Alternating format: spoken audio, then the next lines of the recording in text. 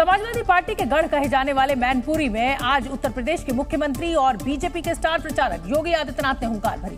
उन्होंने मैनपुरी में एक मेगा रोड शो किया जिसमें लाखों लोगों की भीड़ जुटी। एक ही नारा, एक ही नाम, जय श्री राम के नारों के बीच योगी आदित्यनाथ रथ पर सवार होकर मैनपुरी की गलियों में निकले तो लोग उनका फूलों से स्वागत करते नजर आए।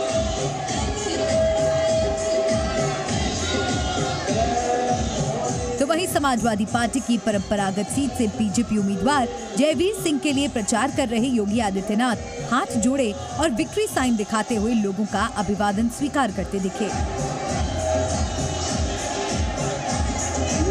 योगी को देखने के लिए सड़क के दोनों तरफ लोगों का हुजूम था। लोग उनके रथ के साथ साथ चल रहे थे तो कुछ घरों की छतों, बालकनियों और खिड़कियों से उनका स्वागत करते नजर आए।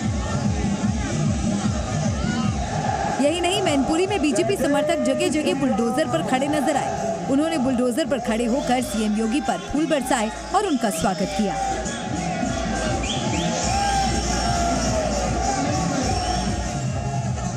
जानकारी के मुताबिक बीजेपी कार्यकर्ताओं ने योगी के स्वागत के लिए 25 से ज्यादा बुलडोजरों की व्यवस्था की थी। तो इस दौरान बीजेपी कार्यकर्ताओं और समर्थकों का उत्साह भी देखते ही बनता था। योगी आदित्यनाथ जिस रथनुमा ट्रक पर सवार थे उसके चारों तरफ लोगों की भीड़ बढ़ती चली गई जो मैनपुरी की गलियों में भगवा पताका फहरा रही थी। वहीं ये नजारा देखकर ऐसा लगा मानो मैनपुरी ने भगवा चादर ओढ़ ली हो। बीजेपी समर्थक योगी के रथ के आगे डांस कर रहे थे, उनके रथ पर पुष्प वर्षा कर रहे थे और योगी मोदी जिंदाबाद के नारे लगा रहे थे। समर्थकों का जोश देखकर योगी आदित्यनाथ भी बेहद खुश नजर आए। वो सड़क किनारे चल रहे समर्थकों के साथ घरों की छतों और बालकनी में खड़े लोगों से हाथ जोड़कर वोट की अपील करते नजर आए। योगी आदित्यनाथ का 3 किलोमीटर लंबा रोड शो मैनपुरी के क्रिश्चियन मैदान से शुरू होकर करहल चौराहे पर खत्म हुआ, जहां पहले से लोग भारी तादाद में मौजूद थे। यही नहीं, करहल चौक पर योगी के रथ के चारों तरफ बुलडोजर पर भी बीजेपी समर्थक खड़े नजर आए। मैनपुरी के करहल चौक पर योगी आदित्यनाथ का रोड शो खत्म हुआ तो सब इस बात का इंतजार करते दिखे कि वो अब क्या बोलेंगे। वहीं उम्मीद के मुताबिक मुख्यमंत्री योगी ने इंडिया गठबंधन को आड़े हाथों लिया और सबसे पहले समाजवादी पार्टी की परंपरागत सीट मैनपुरी में परिवर्तन का दावा किया। मैनपुरी में इस बार परिवर्तन की राह पर चलना है, आपके उत्साह के माध्यम से स्पष्ट दिखाई दे रहा है। इस दौरान योगी आदित्यनाथ ने इंडिया गठबंधन पर SC/ST OBC आरक्षण खत्म करने की साजिश रचने का आरोप भी लगाया। देश के अंदर अनुसूचित जाति, जनजाति और पिछड़ी जाति के आरक्षण के अधिकार पर सेंध लगाकर उसको अल्पसंख्यकों को बांटने की साजिश कांग्रेस और सपा के द्वारा एक और करने का कुत्सित प्रयास हो रहा है। यही नहीं, योगी आदित्यनाथ ने इंडिया गठबंधन पर एक बार फिर मुस्लिम तुष्टीकरण को बढ़ावा देने का आरोप लगाया। इनके द्वारा देश के अंदर मुस्लिम तुष्टीकरण की पराकाष्ठा पर चलते हुए गौ हत्या को प्रश्रय देने के कुत्सित चेष्टा भी कांग्रेस कह रही है करेंगे। जबकि इस दौरान योगी आदित्यनाथ ने समाजवादी पार्टी को भी आड़े हाथों लिया। परिवारवादी समाजवादी पार्टी को कांग्रेस के साथ गठबंधन करने की सजा दी जानी चाहिए। पिछले 3 दशक से किसी भी लहर का मैनपुरी पर कोई असर नहीं हुआ है और समाजवादी पार्टी लगातार यहां से जीतती आई है। लेकिन समाजवादी पार्टी के गढ़ मैनपुरी में योगी आदित्यनाथ ने आज शक्ति प्रदर्शन कर ये बता दिया कि इस बार वहां की जंग अखिलेश यादव और उनकी पार्टी के लिए आसान नहीं होने वाली। हम आपको बता दें कि मैनपुरी सीट 1996 से समाजवादी पार्टी के पास ही है, जब मुलायम सिंह यादव ने यहां से पहली बार जीत हासिल की थी। यही नहीं, मैनपुरी उन 5 सीटों में से एक है जिन्हें समाजवादी पार्टी ने 2019 में लोकसभा चुनाव में भी जीता था। साल 2022 में मुलायम सिंह यादव के निधन के बाद उनकी बहू डिंपल यादव ने उपचुनाव में ये सीट जीती थी।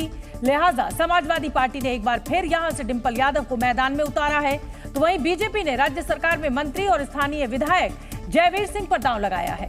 हालांकि बीएसपी ने पूर्व विधायक शिव प्रताप यादव को प्रत्याशी बनाकर चुनावी मुकाबले को और रोचक कर दिया है, क्योंकि मैनपुरी में यादव मतदाताओं की संख्या करीब 3.5 लाख है।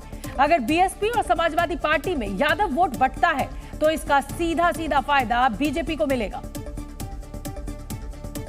और बात पते की समझिए, और बात पते की यह है कि मैनपुरी में इस बार डिंपल यादव के लिए जीत दर्ज करना आसान नहीं होगा, जिसकी 3 वजह हैं। पहली वजह यह है कि योगी आदित्यनाथ की लोकप्रियता, और दूसरी वजह है बीजेपी उम्मीदवार जयवीर सिंह का मैनपुरी लोकसभा क्षेत्र से विधायक होना। इसके अलावा बहुजन समाज पार्टी ने यादव जाति के कैंडिडेट को यहां से मैदान में उतारकर समाजवादी पार्टी के यादव वोटों में सेंधमारी का इरादा भी जाहिर कर दिया है। उत्तर प्रदेश की अमेठी लोकसभा सीट से कांग्रेस उम्मीदवार के नाम पर सस्पेंस करीब अब खत्म हो गया है। सूत्रों की अगर माने तो राहुल गांधी ही अमेठी सीट से कांग्रेस के उम्मीदवार होंगे, जिसके लिए अमेठी में तैयारियां भी शुरू कर दी गईं।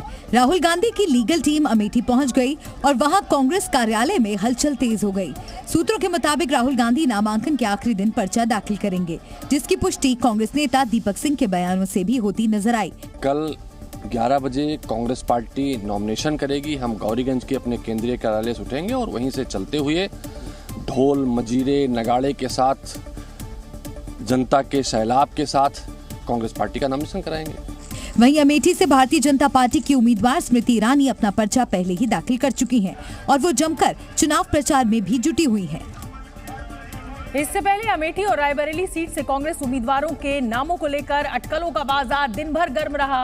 उम्मीदवारों के ऐलान में देरी होने पर बीजेपी लगातार कांग्रेस पर सवाल उठाती रही। तो वहीं नॉमिनेशन की अंतिम तारीख करीब आने के बावजूद कांग्रेस ने अपने पत्ते नहीं खोले, जिससे अमेठी और रायबरेली सीट पर कांग्रेस उम्मीदवारों के नामों पर सस्पेंस बना रहा। हालांकि पार्टी के नेता बार बार ये बयान देते रहे कि दोनों सीटों पर उम्मीदवारों के नामों का जल्द ही ऐलान कर दिया जाएगा। औपचारिक तौर से रायबरेली और अमेठी को लेकर कौन हमारे उम्मीदवार है, कांग्रेस प्रेसिडेंट की ओर से एक घोषणा जरूर आएगा। जबकि बीजेपी नेता अमेठी और रायबरेली सीटों को लेकर लगातार कांग्रेस पर हमलावर नजर आए। यूपी के डिप्टी सीएम केशव प्रसाद मौर्य ने एक बार फिर राहुल गांधी को निशाने पर लिया। उन्होंने सोशल मीडिया पर एक पोस्ट शेयर करते हुए लिखा कि अमेठी रायबरेली को अपनी बपौती समझने वाली कांग्रेस पार्टी के सुप्रीमो राहुल गांधी को 2024 लोकसभा चुनाव में यहां से पराजय का डर सता रहा है।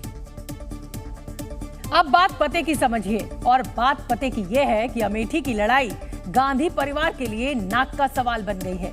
गांधी परिवार अमेठी को अपनी विरासत मानता है, लेकिन स्मृति ईरानी ने उसमें सेंध लगा दी थी। ऐसे में अब की बार कांग्रेस फूंक फूंक कर कदम रख रही है। अब देखना यह होगा कि नाम के ऐलान में हुई देरी क्या कांग्रेस को नुकसान पहुंचाएगी या फिर फायदा। आगे बढ़ेंगे और इस समय की बड़ी खबर आपको बता दें, रायबरेली लोकसभा चुनाव से जुड़ी हुई ये बड़ी खबर है। रायबरेली में प्रियंका गांधी के नाम पर सस्पेंस बरकरार है। सूत्रों के मुताबिक प्रियंका गांधी रायबरेली से चुनाव नहीं लड़ेंगी। कल प्रियंका का चुनावी कार्यक्रम है और वो फतेहपुर सीकरी में रोड शो करने जा रही है। हम आपको बता दें कि कल रायबरेली में नामांकन भरने का आखिरी दिन है और कांग्रेस ने अभी तक किसी के भी नाम का ऐलान नहीं किया है। गोंडा की कैसरगंज सीट से बीजेपी ने बृजभूषण शरण सिंह के बेटे करण भूषण को अपना उम्मीदवार बनाया है। सुबह ही करण भूषण के नाम की चर्चा होने लगी थी, जिस पर शाम होते होते पार्टी ने मोहर भी लगा दी। और जैसे ही ये खबर सामने आई, बृजभूषण शरण सिंह के घर पर समर्थकों का हुजूम उमड़ पड़ा। इसी बीच वहां से एक वीडियो भी सामने आया, जिसमें टिकट मिलने के बाद करण भूषण अपने पिता बृजभूषण शरण सिंह से आशीर्वाद लेते नजर आए। क्योंकि कुश्ती संघ के अध्यक्ष रहे और मौजूदा बीजेपी सांसद बृजभूषण शरण सिंह पर महिला पहलवानों ने छेड़खानी और यौन शोषण के आरोप लगाए थे, और उसके बाद ये तय माना जा रहा था कि पार्टी इस बार कैसरगंज सीट से बृजभूषण शरण सिंह का टिकट काटकर किसी नए व्यक्ति को अपना उम्मीदवार बनाएगी। लेकिन जब दबदबा बरकरार रहा तो बृजभूषण के समर्थक पूरे जोश में नारे लगाने लगे।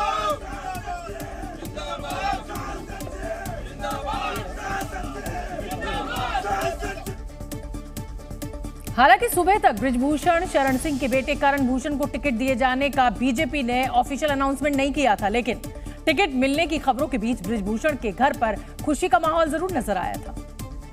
और सूत्रों का कहना है कि बीजेपी सांसद बृजभूषण शरण सिंह ने आज सुबह 8 बजे कैसरगंज सीट में बीजेपी उम्मीदवार को लेकर पार्टी आलाकमान से बात की थी।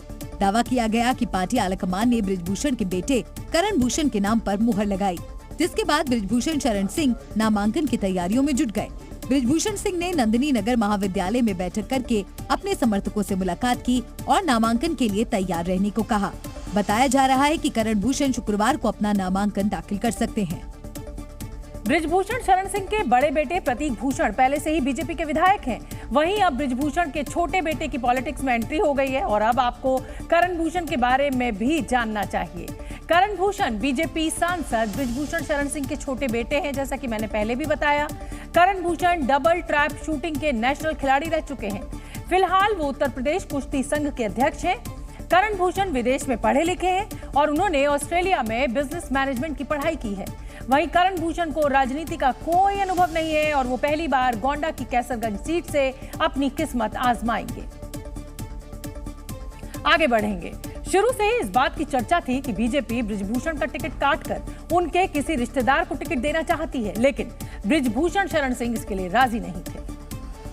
आखिरकार नाना कहते बृजभूषण शरण सिंह अपने बेटे को चुनाव लड़ाने की बात पर मान ही गए। अटकलें तो बस इस बात की भी लगाई जा रही थी कि अगर बीजेपी ने बृजभूषण का टिकट काटा तो वो निर्दलीय ही चुनाव लड़ सकते हैं, जिससे पार्टी को नुकसान हो सकता है। ऐसा इसलिए क्योंकि बृजभूषण शरण सिंह का कैसरगंज में रुतबा है। बृजभूषण शरण सिंह 6 बार सांसद रहे हैं। 1991 से बृजभूषण शरण सिंह का जो दबदबा शुरू हुआ था, वो रुतबा आज भी बरकरार है। 1991 में बृजभूषण सिंह गोंडा से सांसद रहे हैं। 1999 में बृजभूषण गोंडा से फिर चुनाव लड़े और सांसद चुने गए। 2004 में बृजभूषण शरण सिंह यूपी की बलरामपुर लोकसभा सीट से चुनाव लड़े और सांसद चुने गए। 2009 में उन्होंने यूपीए सरकार के समय गोंडा की कैसरगंज सीट से चुनाव लड़ा और चुनाव जीत गए। 2014 में भी बृजभूषण शरण सिंह ने कैसरगंज लोकसभा सीट से जीत दर्ज की, जबकि 2019 में भी कैसरगंज से वो चुनाव जीते। यही वजह है कि बीजेपी उनको नाराज नहीं कर पाई और ना करते करते उनके बेटे पर बात बन गई।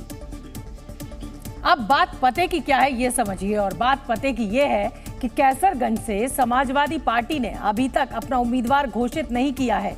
ऐसे में माना जा रहा था कि अगर बीजेपी ने बृजभूषण शरण सिंह को टिकट नहीं दिया तो समाजवादी पार्टी उन्हें टिकट दे देगी। वहीं बीजेपी बृजभूषण का टिकट काटकर क्षत्रियों को नाराज नहीं करना चाहती थी। चुनावी रण में एक बार फिर पाकिस्तान की एंट्री हो गई है। 2 दिन के गुजरात दौरे पर पहुंचे प्रधानमंत्री नरेंद्र मोदी ने आणंद में एक जनसभा के दौरान कांग्रेस को पाकिस्तान का पार्टनर कह दिया। पीएम मोदी ने राहुल गांधी का नाम लिए बगैर इशारों में कहा कि पाकिस्तान के नेता उन्हें प्रधानमंत्री बनते हुए देखना चाहते हैं। आपको पता चला होगा, कांग्रेस के लिए अब पाकिस्तानी नेता दुआ कर रहे हैं। शहजादे को प्रधानमंत्री बनाने के लिए पाकिस्तान उतावला है। इसके बाद प्रधानमंत्री मोदी ने कहा कि पाकिस्तान और कांग्रेस की पार्टनरशिप पूरी तरह से एक्सपोज हो गई है। और हम तो जानते ही है, कांग्रेस तो पाकिस्तान की मुरीदी है। पाकिस्तान और कांग्रेस की ये पार्टनरशिप अब पूरी तरह एक्सपोज हो गई है। जबकि इससे पहले नरेंद्र मोदी ने कहा कि कांग्रेस की बर्बादी देखकर पाकिस्तान मातम मना रहा है। सूक्ष्मदर्शक यंत्र लेकर के भी कांग्रेस को ढूंढना मुश्किल हो रहा है। लेकिन मजा ये है कि यहां कांग्रेस मर रही है और वहां पाकिस्तान रो रहा है। दरअसल अब से कुछ घंटे पहले पाकिस्तान के पूर्व मंत्री और इमरान खान के करीबी फवाद चौधरी ने राहुल गांधी के समर्थन में एक्स पर एक पोस्ट लिखी थी, जिसकी वजह से बीजेपी को कांग्रेस पर प्रहार करने का मौका मिल गया। हुआ यूं कि न्यूटन नाम के यूजर ने अपने ट्विटर हैंडल से राहुल गांधी के हालिया भाषण की एक क्लिप पोस्ट की, जिसमें वो प्रधानमंत्री नरेंद्र मोदी के नेतृत्व वाली बीजेपी सरकार पर हमला कर रहे हैं। इसी पोस्ट पर रिएक्ट करते हुए फवाद चौधरी ने लिखा, राहुल ऑन फायर। इसके बाद बीजेपी आईटी सेल प्रमुख अमित मालवीय ने फवाद की पोस्ट का स्क्रीनशॉट शेयर करते हुए लिखा, पाकिस्तान के साथ कांग्रेस का गठबंधन इससे अधिक स्पष्ट नहीं हो सकता। वहीं कांग्रेस पर निशाना साधते हुए बीजेपी के राष्ट्रीय प्रवक्ता शहजाद पूनावाला ने एक्स पर लिखा कि एक पाकिस्तानी नेता जिसने भारत के खिलाफ कई मौकों पर जहर उगला है, वो राहुल और कांग्रेस को बढ़ावा दे रहा है। इससे पहले हाफिज सईद ने कहा था कि कांग्रेस उसकी पसंदीदा पार्टी है। पीएम मोदी को हटाने के लिए मणिशंकर अय्यर समर्थन मांगने पाकिस्तान गए थे। हमें याद है कि हाल ही में कांग्रेस नेताओं द्वारा पाकिस्तान जिंदाबाद के नारे लगाए गए थे और बीके हरिप्रसाद ने खुलेआम पाकिस्तान की वकालत की थी। यहीं से मामला गर्मा गया और पीएम मोदी ने गुजरात में जनसभा के दौरान कांग्रेस को पाकिस्तान का पार्टनर बता दिया। हालांकि कांग्रेस भी इस मामले में खामोश नहीं रही और उसने 25 दिसंबर 2015 को प्रधानमंत्री नरेंद्र मोदी की पाकिस्तान यात्रा के जरिए बीजेपी पर पलटवार किया। इस नेता और राज्यसभा सांसद प्रमोद तिवारी ने कहा कि जिस दिन पीएम मोदी नवाज शरीफ के घर गए उस दिन देश शर्मसार हुआ था। जाकर लाहौर से उड़कर दिल्ली आने की जगह प्रधानमंत्री जी आपने उस दिन भारतवासियों का सर झुका दिया जब बिन बुलाए आप नवाज शरीफ के घर पहुंच गए थे और वहां जाके उनके मां के सामने नतमस्तक हो गए थे। उस दिन आपकी पार्टनरशिप समझ में आई थी। यही नहीं, प्रमोद तिवारी ने दावा किया कि बीजेपी को पाकिस्तान वाला दांव चुनाव में उल्टा पड़ेगा। कम से कम हारते हुए चुनाव में आप इस पर तो न उतर आइए कि देश के शान मान इतिहास से सौदे मत करिए। देश कभी आपको इसके लिए माफ नहीं करेगा और ये दांव उल्टा पड़ा आपके। अब बात पते की क्या है ये समझिए, और बात पते की यह है कि इमरान खान के करीबी फवाद चौधरी ने राहुल गांधी का समर्थन कर कांग्रेस की मुश्किलों को जरूर बढ़ा दिया है। चुनाव प्रचार में बीजेपी अब तक पाकिस्तान के मुद्दे को जोर शोर से नहीं उछाल पा रही थी, लेकिन अब वो न सिर्फ पाकिस्तान का नाम लेकर वोटर्स को लुभाने की कोशिश करेगी, बल्कि कांग्रेस को घेरने में भी कोई कोर कसर नहीं छोड़ेगी। तीसरे चरण के मतदान से पहले बंगाल की सियासी लड़ाई अब हिंदू मुसलमान पर आ गई है। टीएमसी विधायक हुमायूं कबीर ने एक चुनावी सभा में हिंदुओं को गंगा में डुबो देने की धमकी दे डाली। साथ ही साथ टीएमसी विधायक हुमायूं कबीर ने चैलेंज देते हुए मंच से ऐलान किया कि अगर उन्होंने हिंदुओं को गंगा में नहीं डुबोया तो वो राजनीति से संन्यास ले लेंगे। 2 ঘন্টার মধ্যে তোমাদেরকে যদি ভাগীরথীর গঙ্গায় না ফেলতে পারি রাজনীতি থেকে সরে যাব, শক্তিপুর এলাকায় বসবাস করা বন্ধ করে দেব। दरअसल 2 दिन पहले पश्चिम बंगाल के मुर्शिदाबाद में यूपी के मुख्यमंत्री योगी आदित्यनाथ जब रैली करने आए थे तो उन्होंने ममता बनर्जी की पार्टी तृणमूल कांग्रेस पर हिंदुओं के खिलाफ साजिश रचने का आरोप लगाया था। लेकिन सीएम योगी को जवाब देते देते टीएमसी विधायक तो भाषा की मर्यादा ही भूल गए और खून खराबा करने की चेतावनी देने लगे।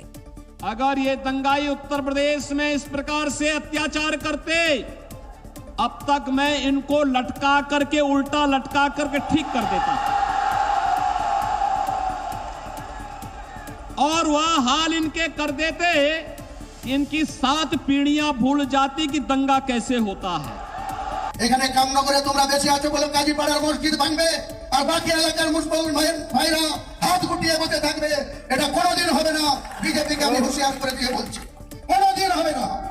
खास बात यह है कि हुमायूं कबीर पश्चिम बंगाल की भरतपुर विधानसभा सीट से विधायक हैं, जो कि मुर्शिदाबाद जिले में आता है और पिछले महीने यहीं पर रामनवमी की शोभा यात्रा पर हिंसा हुई थी। ये पहला मौका नहीं है जब हुमायूं कबीर ने कोई विवादित बयान दिया हो। पहले भी वो कई बार ऐसा बयान दे चुके हैं, जिसके चलते सुर्खियों में भी रहे हैं।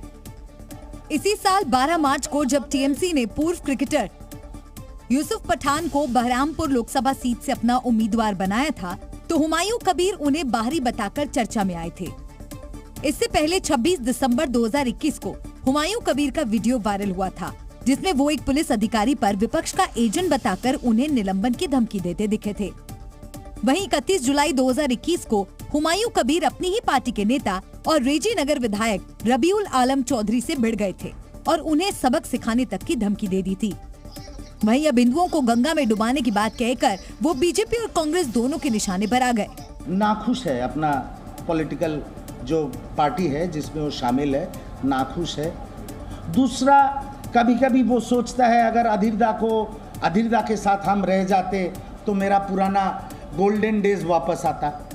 अब कभी कभी सोचता है कि ऐसा कुछ करे कि अधिरदा का नुकसान हो जाए, बट वो he is not in a position, वो ऐसा कोई भी सिचुएशन में नहीं है वो किसी का भला कर सके या किसी का बुरा कर सके।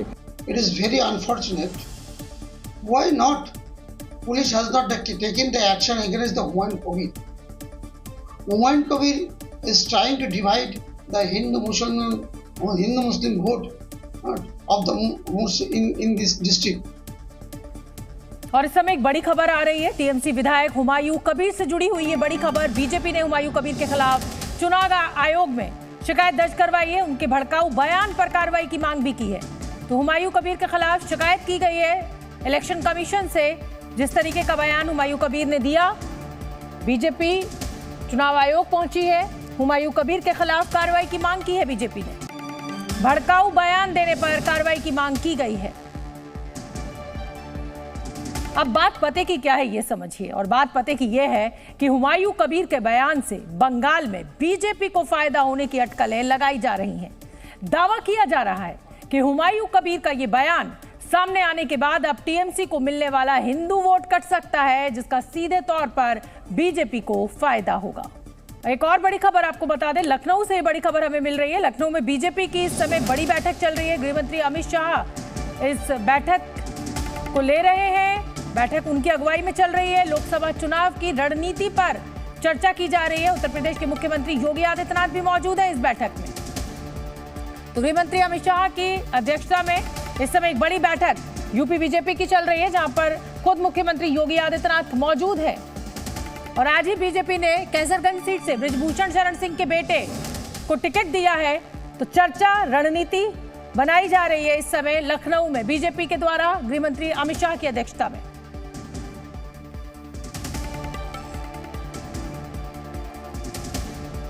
प्रधानमंत्री नरेंद्र मोदी ने आज गुजरात के जामनगर की चुनावी रैली में गांधी परिवार पर अब तक का सबसे बड़ा हमला बोला। प्रधानमंत्री नरेंद्र मोदी ने कांग्रेस को मुस्लिम आरक्षण के मुद्दे पर घेरा और उनको 3 चुनौतियां भी दी। पहली चुनौती कांग्रेस और उनके चट्टे बट्टे देश को लिखित में गारंटी दें कि वो संविधान बदलकर धर्म के आधार पर मुसलमानों को आरक्षण नहीं देंगी। देश को बांटने का काम नहीं करेगी। मेरी दूसरी चुनौती है, कांग्रेस देश को लिखित में दे कि वो एसटी, एससी, ओबीसी को मिलने वाले आरक्षण में सेंधमारी नहीं करेगी, उनका अधिकार नहीं छीनेगी, डाका नहीं डालेगी। मेरी तीसरी चुनौती है, कांग्रेस देश को लिखित में गारंटी दे कि जिन जिन राज्यों में कांग्रेस की और उसके साथियों की सरकार है, वो कभी भी वोट बैंक की गंदी राजनीति नहीं करेंगे। वो बैकडोर से ओबीसी का कोटा काटकर मुसलमानों को आरक्षण नहीं देंगी। ये मेरी 3 चुनौतियां हैं। शाहजादे, हिम्मत हो तो आ जाओ। संविधान को माथे पर लेकर के नाचने से बात नहीं बनती है। चुनाव प्रचार के लिए गुजरात में मौजूद प्रधानमंत्री नरेंद्र मोदी ने समय निकालकर जामनगर में जाम साहब शत्रुसल सिंह जी के घर जाकर मुलाकात की और उनका आशीर्वाद दिया। प्रधानमंत्री मोदी ने मुलाकात को सुखद और अनुकरणीय बताया। ये तस्वीरें आप देखिए, चरण स्पर्श कर आशीर्वाद लेते हुए जामनगर में जाम साहब शत्रुसल सिंह जी के घर पहुंचे प्रधानमंत्री नरेंद्र मोदी। आगे बढ़ेंगे। हम अक्सर सुनते हैं कि फला नौजवान विदेश में नौकरी करने जा रहा है, तो कभी कोई अपना कारोबार बढ़ाने के लिए विदेश जा रहा है। लेकिन अब यह तस्वीर बदल रही है। Consultancy firm Boston consulting group की एक रिपोर्ट के मुताबिक विदेश में काम करने की इच्छा रखने वाले भारतीयों की संख्या में गिरावट आई है। साल 2020 में 78% लोग विदेश जाकर काम करना चाहते थे, लेकिन साल 2023 में सिर्फ 54% लोगों ने विदेश जाने की इच्छा जाहिर की। वहीं दूसरे देशों के लोग अब भारत आकर काम करना चाहते हैं, जिसमें यूएई के लोगों की संख्या सबसे ज्यादा है। नाइजीरिया और केन्या के लोग भी भारत में काम करने की इच्छा रखते हैं। जानकारों का कहना है कि भारत की आर्थिक तरक्की और बढ़ते विदेशी निवेश की वजह से भारत में रोजगार के मौके बढ़ रहे हैं। जॉर्जिया की राजधानी तिब्लिसी में हजारों लोग वहां की संसद के बाहर विरोध प्रदर्शन करते दिखाई दिए। प्रदर्शनकारी जॉर्जिया सरकार के विदेशी एजेंट बिल का विरोध करने के लिए जुटे थे, जिन्होंने संसद के बाहर का पूरा इलाका जाम कर दिया और सरकार के खिलाफ नारेबाजी करने लगे।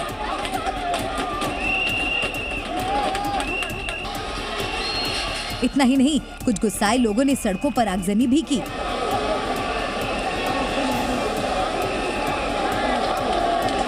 इस दौरान पुलिस और प्रदर्शनकारियों के बीच भी जमकर झड़प हुई। पुलिस ने प्रदर्शनकारियों को रोकने के लिए पेपर स्प्रे का इस्तेमाल किया। जब इतने से भी काम नहीं बना तो भीड़ को तितर बितर करने के लिए पुलिस ने आंसू गैस की गोले दाग दिए, जिसके बाद चारों तरफ सफेद धुएं का गुबार नजर आया। इतना ही नहीं, पुलिस ने संसद की ओर बढ़ रहे प्रदर्शनकारियों को रोकने के लिए उन पर वाटर कैनन से भी बौछार की।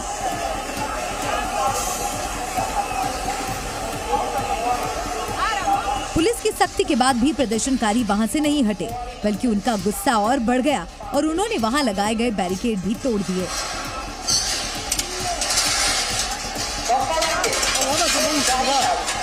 नए बिल के खिलाफ प्रदर्शन जॉर्जिया की सड़कों के अलावा वहां की संसद में भी देखने को मिला, जहां बिल पर चर्चा के दौरान सत्ता पक्ष और विपक्ष के नेताओं के बीच जमकर लात घूंसे चले। Z News।